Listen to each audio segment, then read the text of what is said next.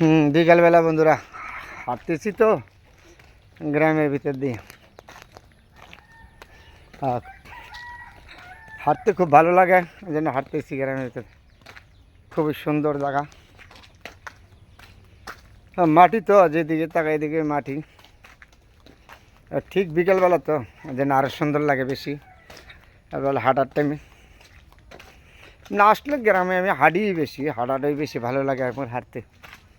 তাহলে হাঁটি গাছগাছলার তলাতে হাঁটলে অক্সিজেন লাগে, খুব সুন্দর অক্সিজেন লাগে লেগে হাঁটতেছি গ্রামের ভিতর দিয়ে।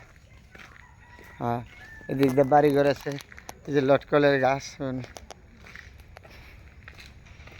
তার নাম রাখছে সোনার বাংলাদেশ। আমাদের নরসিংদী জেলা শিবপুর, এত সুন্দর গ্রাম, এত সুন্দর জায়গা আর কোনো জেলায় পাবেন না।